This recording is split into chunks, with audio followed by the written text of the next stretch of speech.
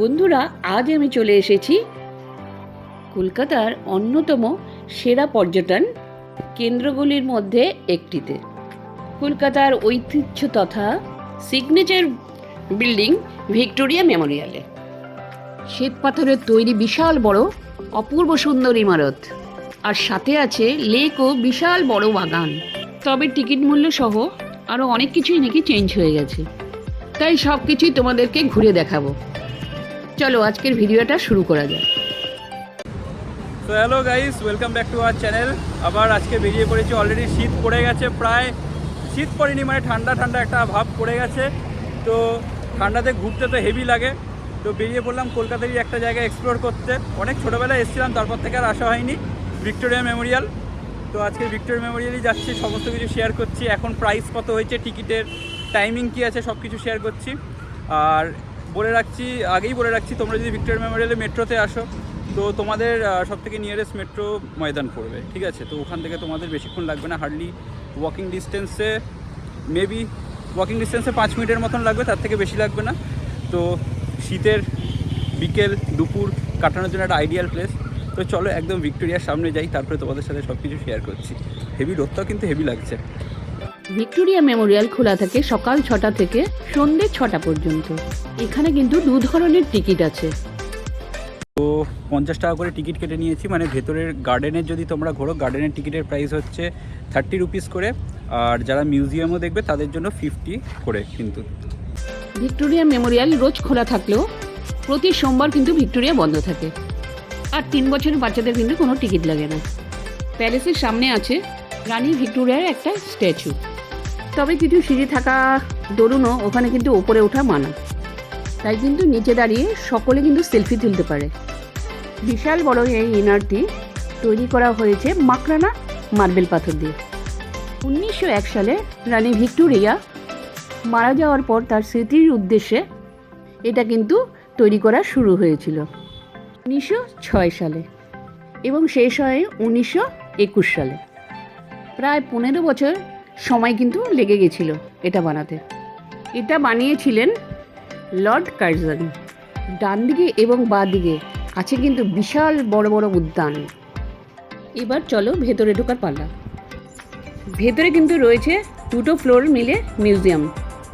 এখানে একটা ছোট্ট কথা বলে রাখি, বাগানে কিন্তু জল এবং খাওয়া দাওয়া নিয়ে প্রবেশ করা যায়, বাট ভেতরে কিন্তু একদম প্রবেশ করা যাবে না।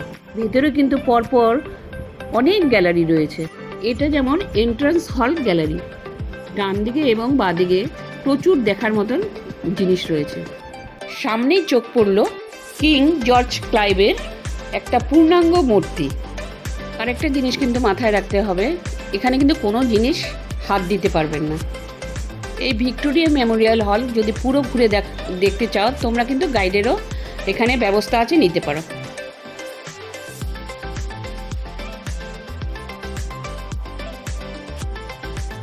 তারপর এখানে কিন্তু তোমরা বেশ কিছু তলোয়ারেরও কালেকশন দেখতে পারবে, সাথে কিন্তু ঢালও আছে।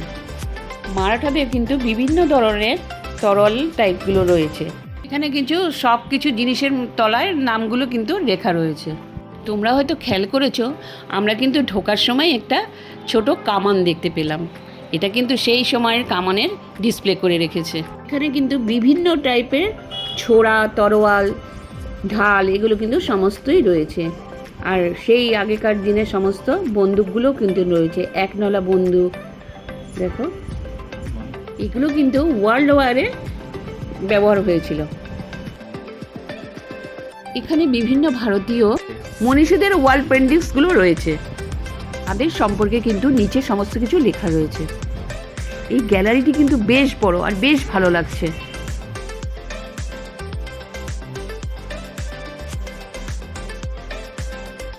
এবার আমরা যাব দোতলার গ্যালারিতে। উপরে যাওয়ার সময় দেখো কি সুন্দর দেখা যাচ্ছে চারিদিকটা, গ্রিনে গ্রিন, পুরো গ্রিনারিতে ভরে গেছে। এত সুন্দর মনে হচ্ছে মখমলের পাতা রয়েছে।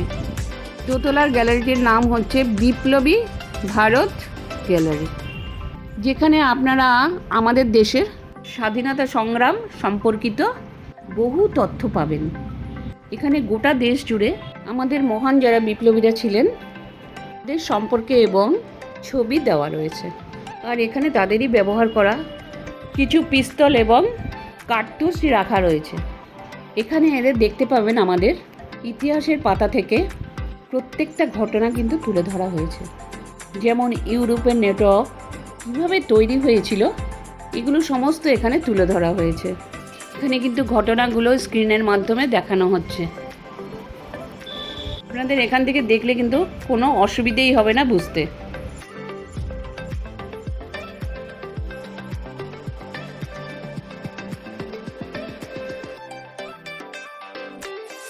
এখানে কিন্তু প্রজেক্টরের মাধ্যমে তখনকার স্বাধীনতা আন্দোলনের সমস্ত কিন্তু তুলে ধরা হয়েছে।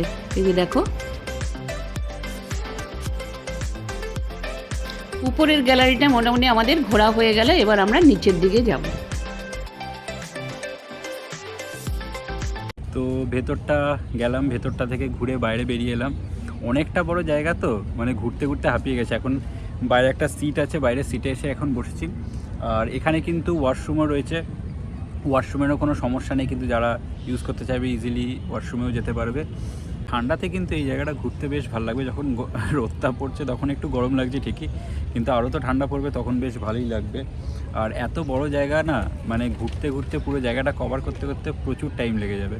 তো দেখি কতটা কভার করতে পারি। আর তো তোমাদেরকে তো টিকিটের প্রাইসটা বললামই, 50 রুপিস করে। যারা মিউজিয়ামও দেখতে চাও, গার্ডেনও ঘুরতে চাও 50 রুপিস করে, আর যদি গার্ডেন ঘুরতে চাও অনলি 30 রুপিস। এবার কিন্তু বিকেল হয়ে সন্ধে হতে চলেছে। এই সময় কিন্তু এখানের দৃশ্যটা অপূর্ব লাগছে। বিকেলে আসলে পরে কিছুক্ষণ সময় কিন্তু এখানে কাটানোই যায়। বেশ সুন্দর, একদম গ্রিনারিতে ভরে গেছে। চারিদিকে দেখো নানান রকম গাছ দিয়ে সাজানো রয়েছে। আর এই যে গাছগুলো নিচে দেখছো, এগুলোতে পা দিয়ে হাঁটলে পরে কিন্তু বেশ ভালো লাগছে। অনেক ঘুরলাম, অনেক ঘুরে এখন একটু হাঁপিয়ে গেছি। এখানে এরকম দেখো প্রচুর সিট করা রয়েছে, তো তোমরাও এসে ইজিলি রেস্ট নেওয়ার জন্য বসে থাকতে পারবে এখানে। আর এখন একটু সানসেটের টাইমটা হচ্ছে, তো বেসিক্যালি তো এখানে দেখতে ভালো লাগবে। আমি তোমাদেরকে দেখাচ্ছি কীরকম লাগছে, অসাধারণ লাগছে। জলের আরও একটা বড় জল আছে, সেই জলের দিকটাতেও যাবো, বাট তার আগে এখানে একটু রেস্টটা নিয়ে নিই। এখানে কিন্তু জলাশয়ের মধ্যে দেখো কি সুন্দর ফোয়ারা রয়েছে। রাত্রিবেলা কিন্তু এটা কালারিং ফোয়ারা হয়ে যায়। তো এখন দেখো সানসেট হচ্ছে, এটা কিন্তু আমাদের বাড়তি পাওনা। অপূর্ব সুন্দর লাগছে সেই শ্বেত পাথরের আমাদের ভিক্টোরিয়া। সো তোমাদের সাথে পুরো ভিডিওটা শেয়ার করলাম, পুরো ভিক্টোরিয়ার এই ব্লগটা। যদি তোমাদের কোথাও কিছু ভালো লেগে থাকে লাইক করো, শেয়ার করো আর কমেন্ট করো। কমেন্ট করে কিন্তু জানাতে ভুলো না যে তোমাদের কেমন লাগে ভিক্টোরিয়া এসে ঘুরতে, বা যারা এসছো বা যারা আসছো কমেন্ট করে কিন্তু জানিও, ঠিক আছে? খুব ভালো লাগবে সেটা। তো চলো আজকের ভিডিওটা এখানেই এন্ড করছি। অলরেডি সানসেট হচ্ছে, চলো টাটা।